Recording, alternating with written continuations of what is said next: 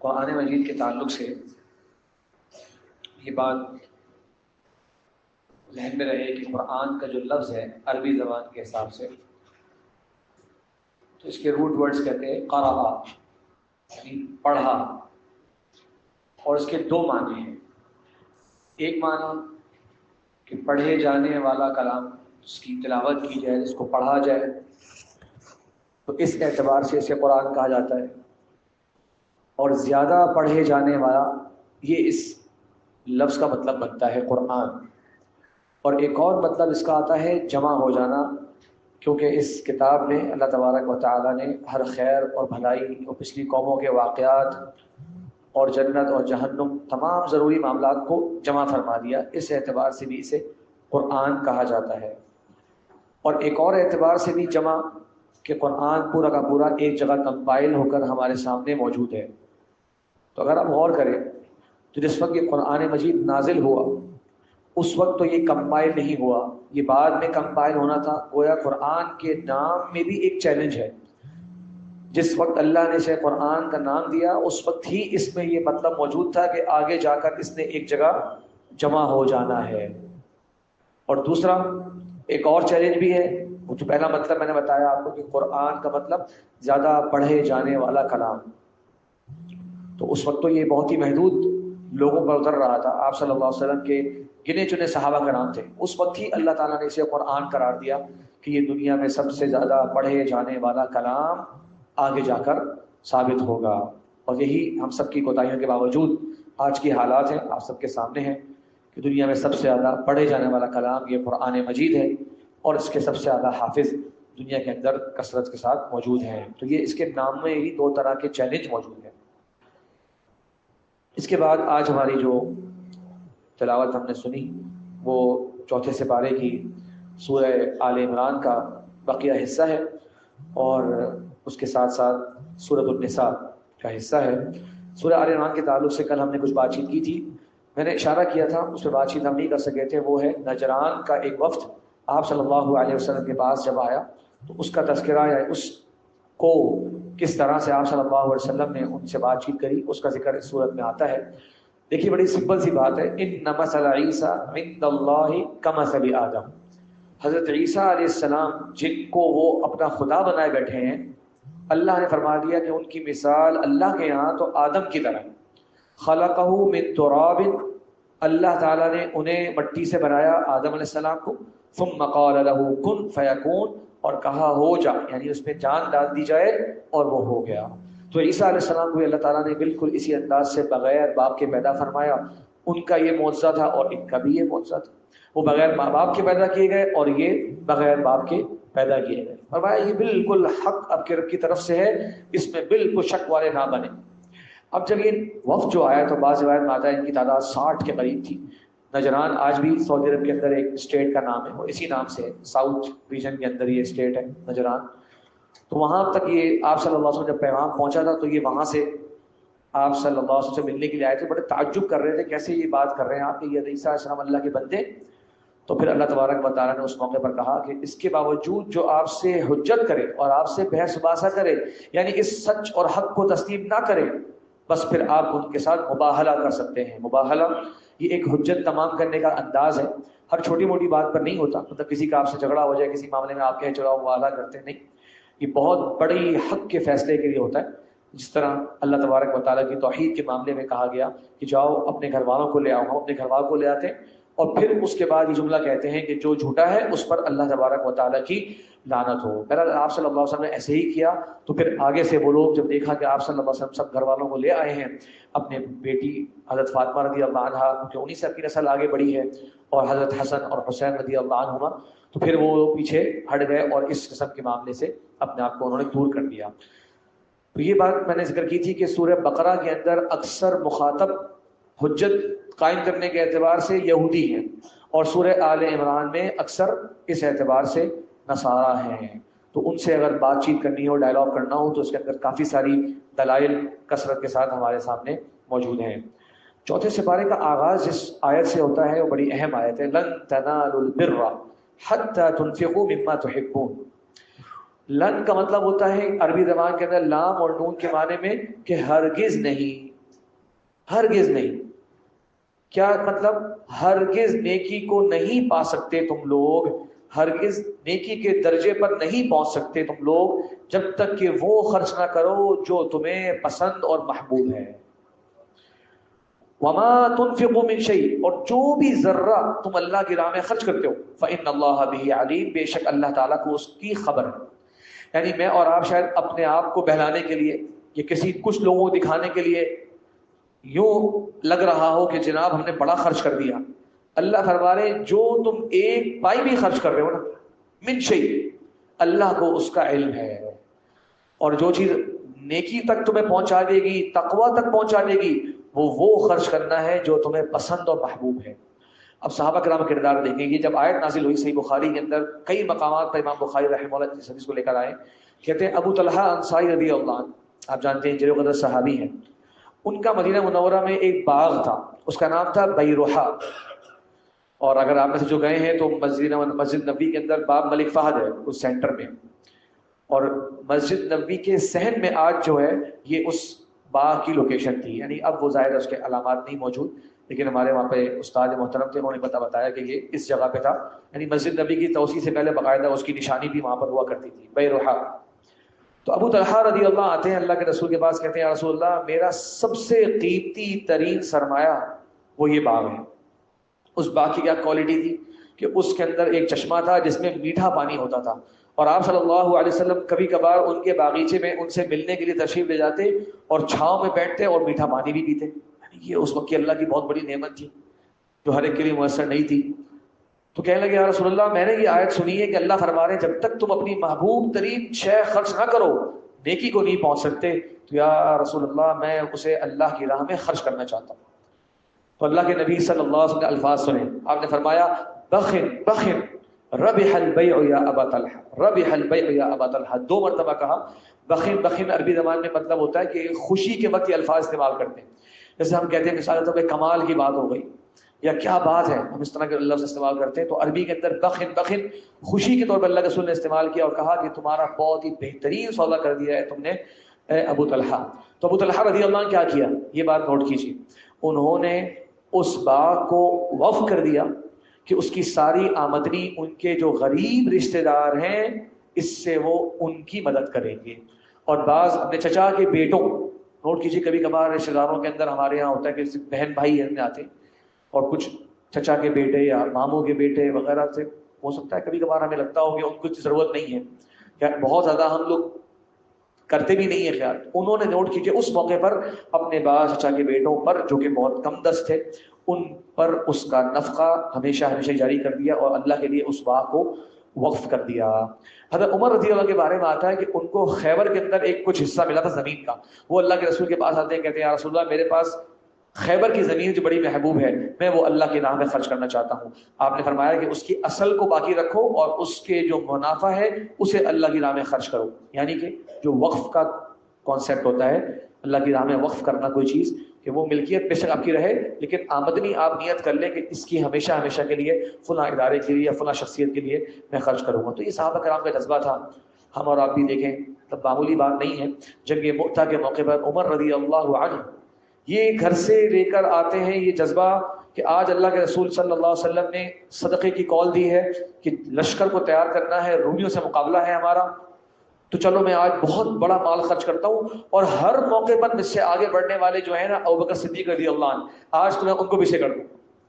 تو سوچے اپنے گھر میں گئے اور اپنے گھر کا آدھا ساز و سامان لے کر آ گئے.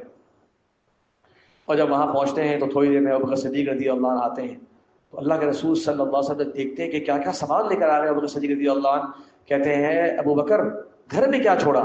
کہا گھر میں اللہ اور اس کا رسول چھوڑ کر، گھر پورا کا پورا اللہ کے دین کے لیے وقف کر رہا. اچھا یہ جملہ کہنا تو آسان ہے، میں بھی یہ سوچوں آپ بھی سوچیں، 1 منٹ کے لیے اپنے گھر کا تصور ذہن میں لائیں، اپنے کمرے کا تصور ذہن میں لائیں، فرنیچر سوچیں، ہمارا لانچ دیکھیں، ہمارا کچن دیکھیں، اس کے اندر جناب کتنے ہمارے پاس برتن، کون کون سے سیٹس، کس کے کتنے سال کے. مطلب ہم سوچیں کہ کیا ہمیں کہا جائے کہ دین اسلام کو آج اس سب کی ضرورت ہے، ہم کیا دینے کو تیار ہوں گے. یہ ہے وہ نیکی جو اللہ تعالیٰ فرما رہے ہیں اس نیکی تک نہیں پہنچ سکتے جب تک وہ خرچ نہ کر دو جس سے تم محبت کرتے ہو. پھر اس میں فوراً سے اگلی آیت جو ہے وہ ایک اہم بات ہے کہ ہمارے ذہن میں رہے. وہ ہے کہ کل الطعام کان حلا لبنی اسرائیل، ہر چیز اللہ تعالیٰ نے بنو اسرائیل کے لیے حلال کر دی تھی، مگر وہ جو اسرائیل نے خود، یعنی کہ یعقوب علیہ السلام، تو اسرائیل کا مطلب یاد رکھیے گا یہ نک نیم تھا، ٹائٹل تھا یعقوب علیہ السلام کا، اور اس کا مطلب ہیبرو زبان کے اندر ہوتا ہے اللہ کا بندہ۔ آج جو یہ نام نہاد ملک انہوں نے اس کو قرار دیا تاکہ اپنا نظریہ پہلے دن سے کلیئر رہے کہ ہم اسی لینیج کو فالو کرنے والے ہیں، اسی عظمت کو ہم آگے بڑھانے والے ہیں، تو انہوں نے اس حوالے سے نام رکھا۔ ورنہ آپ جانتے ہیں نہ یعقوب علیہ السلام کے دین سے نہ ان کی تعلیمات سے ان لوگوں کو تعلق ہے، اس لیے اس کو سو کالڈ مقبوضہ کشمیر، مقبوضہ فلسطین کا لفظ جو ہے نا وہ اس کے لیے استعمال کرنا چاہیے، نہ کہ اسرائیل کے اسرائیل اللہ کے نیک نبی تھے اور بڑے محبوب اللہ کے نبی تھے۔ اچھا، ان کے بارے میں آتا ہے کہ وہ بیمار ہوئے تو انہوں نے ایک نظر مانی کہ اگر میں ٹھیک ہو گیا تو میں کبھی بھی اونٹ کا گوشت اور اونٹنی کا دودھ، یہ دو چیزیں میں کبھی بھی نہیں کھاؤں گا۔ تو انہوں نے اپنے اوپر اس چیز کو حرام کر دیا، تو گویا پھر ان کے بعد ان کے فالوورز نے بھی اپنے اوپر اس چیز کو حرام کر دیا۔ پھر بعد میں بطور عقوبت، بطور سزا ان پر سے کچھ چیزیں جو حلال تھی وہ بھی حرام کی گئی، یہ ان سزاؤں میں سے جس کا میں کل تھوڑا سا آپ کو اس طرف اشارہ کیا تھا۔ اس کے بعد آتا ہے کہ سب سے پہلی مسجد جو بنائی گئی دنیا کے اندر وہ کعبۃ اللہ ہے، اور حدیث میں آتا ہے صحیح بخاری کے اندر سب سے پہلا گھر دنیا میں جو رکھا گیا وہ اللہ کا گھر کعبہ ہے، اور اس کے بعد بیت المقدس ہے۔ اللہ کے نبی صلی اللہ علیہ وسلم سوال ہوا کہ یا رسول اللہ ان دو کے درمیان کتنا فاصلہ تھا؟ آپ نے کہا 40 سال، آپ نے کہا 40 سال کا فاصلہ تھا۔ تو بیت المقدس جو ہے وہ دوسرا مقدس گھر ہے جو دنیا کے اندر قائم کیا گیا۔ اس کے بعد جیسے میں ذکر کیا تھا کہ اس میں غزوہ احد کی تفصیلات ہیں، پوری جنگ احد کا پورا واقعہ ہے، 5 رکوع تقریباً اس تعلق سے ہیں، 58 آیات پوری آتی ہیں۔ ایک بڑی نوٹ کرنے والی آیت ہے، اللہ تعالیٰ فرماتے ہیں اذ ہمت طائفتان منکم ان تفشلا۔ دیکھیے منافقین کا مکر معمولی نہیں ہوتا، 1000 آ رہے، 300 کو عبداللہ بن ابی اپنے ساتھ لے جانے میں کامیاب ہو گیا۔ سب کے سب اس کے فالوور نہیں تھے پورے پورے، کچھ کمزور ایمان کے لوگ بھی تھے، کچھ نے کہا کہ مشکل حالات ہیں چلو ہم واپس چلتے ہیں۔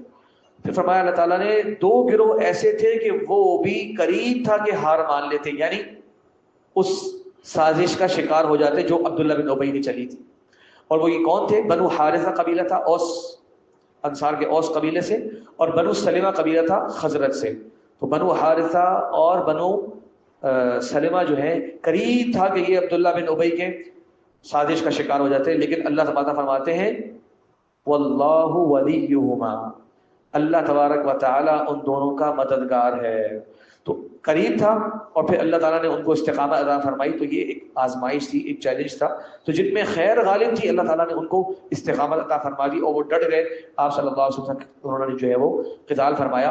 احادیث میں آتا ہے کہ جب ان 2 قبیلوں کے سامنے یہ آیت پڑھی گئی نا تو انہیں کوئی اس میں عیب محسوس نہیں ہوا۔ غور کریں، بظاہر لگ رہا ہے نا کہ بنو سلمہ اور بنو حارثہ جو ہے قریب تھا کہ وہ مشرکین کے ساتھ دے دیتے اور منافقین کے ساتھ دے دیتے، کیوں؟ کیونکہ آگے اللہ تعالیٰ نے ان کی ایک ایسے الفاظ سے تعریف کر دی جو یہ تھوڑی سی اگر کوئی دل میں خلش بھی ہو وہ دور ہو گئی۔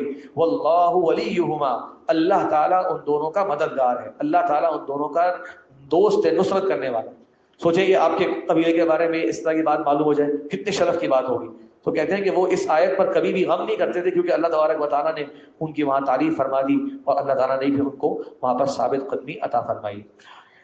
جنگ احد کے اندر بہت سے واقعات ہیں، اس میں ایک آیت جو میں آج کے اس مختصر درس میں بیان کرنا چاہتا ہوں وہ ہے بڑی اہم آیت ہے اور دین اسلام کی عظمت کی بہت بڑی نشانی ہے۔ فرمایا وما محمد الا رسول، محمد صلی اللہ علیہ وسلم تو نہیں ہے مگر کہ اللہ کی طرف سے پیغام لے کر آنے والے رسول، قد خلت من قبلہ الرسل، ان سے پہلے بے شمار رسول گزرے، افا ان مات، جب وہ اشاعت پھیل گئی تھی جنگ احد کے اندر کہ اللہ کے نبی صلی اللہ علیہ وسلم شہید کر دیا گیا، تو آپ جانتے کچھ بیٹھ گئے، کچھ آپ سے مدینہ چلے گئے، کچھ نے کہا چلو ہم بھی اسی راہ میں جان دیتے جس نے اللہ کے سو جان دے دی، تو مطلب پینک والی صورتحال بن گئی۔ اللہ تعالیٰ نے ایمان والوں کو اتنا بڑا سبق سکھایا، یعنی آپ سے دین پر کمٹمنٹ، دین پر عمل درکار ہے، حتیٰ کہ آپ کے سامنے نبی کریم صلی اللہ علیہ وسلم کی شہادت بھی ہو جائے، یہ مطلب ہے نا۔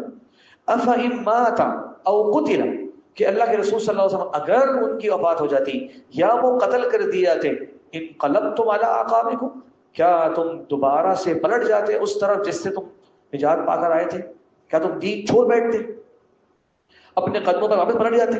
فرمایا وَمَن يَنقَلِبْ عَلَىٰ عَقِبَيْهِ، اور جو قدموں سے پیچھے واپس پلٹے گا، یعنی ہدایت سے گمراہی کی طرف جائے گا، نیکی سے بدی کی طرف جائے گا، فَلَن يَضُرَّ اللَّهَ شَيْئًا، ہرگز اللہ تعالیٰ کو کوئی نقصان نہیں پہنچا سکتا۔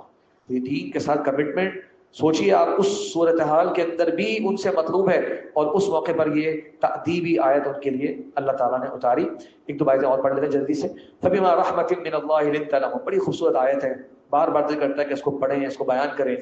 اللہ فرما رہے ہیں کہ یہ اللہ کی رحمت سے، یہ جہاد کی آیات ہے نا، اس کے کانٹیکسٹ میں آیا۔ اللہ کی رحمت تھی کہ آپ کو اللہ تعالیٰ نے نرم کر دیا تھا اپنے ساتھیوں کے لیے، آپ میں نرمی تھی اپنے ساتھیوں کے لیے۔ وَلَوْ كُنْتَ فَظًّا، اگر آپ سخت گو ہوتے، آپ کی زبان میں سختی ہوتی، غلیظ القلب، اور آپ کا دل سخت ہوتا، زبان میں سختی ہوتی اور آپ کا دل سخت ہوتا، یعنی دل سخت ہوتا تو پھر ظاہر ہے عمل میں سختی نظر آتی، اور زبان کی سختی بھی عمل کا ایک حصہ ہے، لیکن زیادہ اہم انسان سے جو آپ کو فوراً سے جو اس کا امپیکٹ پڑتا ہے آپ پر، وہ اس کی زبان کا پڑتا ہے۔ فرمایا لن فضوا من حولک، آپ کے دائیں بائیں سے یہ لوگ بکھر جاتے ہیں۔ سوچیے امام الانبیاء والمرسلین محمد الرسول اللہ صلی اللہ علیہ وسلم اور ان کے ساتھی، اگر نبی کریم صلی اللہ علیہ وسلم بھی سخت انداز سے ان سے بات کرتے ہیں، سختی سے ڈیل کرنے والے ہوتے ہیں، سختی آپ کا مزاج کا حصہ ہوتی، اللہ تعالیٰ فرما رہے ہیں کہ یہ آپ کے صحابہ کرام بھی آپ سے دور ہو جاتے ہیں۔